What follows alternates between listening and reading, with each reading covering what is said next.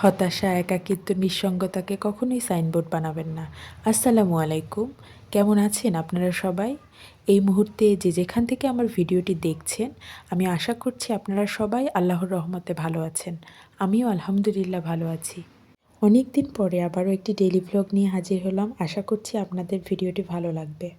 আজকে সকালে এত বেশি বোরিং লাগতেছিল যে কোনো কাজেই মন বসছিল না। কোনো কাজ যে করবো এরকম কোনো এনার্জি পাচ্ছিলাম না। এরপরে একটু বারান্দায় সময় কাটালাম। তারপরে রুমে এসে একটু বিছানাটা গুছিয়ে নিলাম। এরপর চলে আসলাম রান্নাঘরে প্রতিদিনের মতো সকালের নাস্তা বানানোর জন্য। কিছুদিন ধরেই না খুব বেশি চাপটি পিঠা খেতে ইচ্ছা করছিল, তাই সকাল সকালই চাপটি পিঠা বানানোর প্রস্তুতি নিচ্ছি। রাতেই চাল ডাল ভিজিয়ে রেখেছিলাম, এখন জাস্ট মশলাগুলো অ্যাড করছি।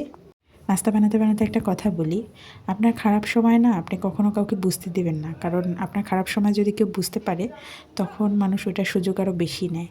আপনি হতাশা আছেন, আপনি একাকিত্ব ফিল করছেন, বা আপনি আর্থিকভাবে খারাপ আছেন, যেটাই হোক, আপনার নেগেটিভিটি কখনোই মানুষকে বুঝতে দেবেন না।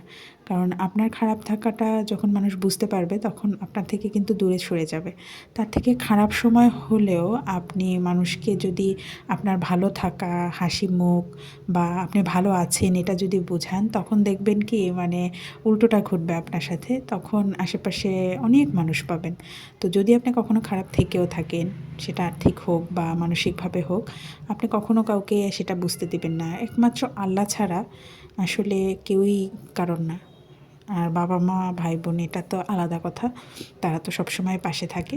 তারপরও মানে বাহিরের কাউকে বুঝতে দেবেন না, কারণ কি আমি একটা জিনিস মানে অনেক দিন যাবতই দেখেছি, আশেপাশে হোক বা বাস্তব জীবন থেকে হোক, যে মানুষ ভালো যারা থাকে, যারা বেশি খুব এনার্জেটিক, হ্যাঁ খুব বেশি মানে পজিটিভ যারা, বা খুব আর্থিকভাবে খুব ভালো আছে, তাদেরকে মানুষ বেশি প্রায়োরিটি দেয়, প্রায়োরিটি লিস্টে আগে রাখে।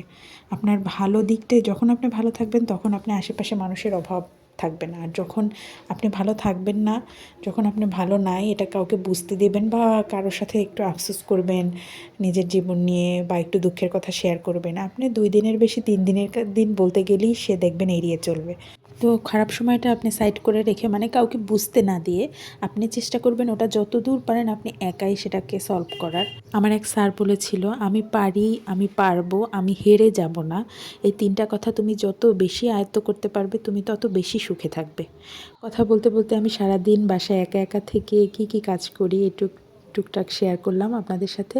তো সবাই ভালো থাকবেন। আমার ভিডিওটি ভালো লাগলে অবশ্যই লাইক কমেন্ট শেয়ার করবেন। আল্লাহ হাফেজ। আসসালামু আলাইকুম।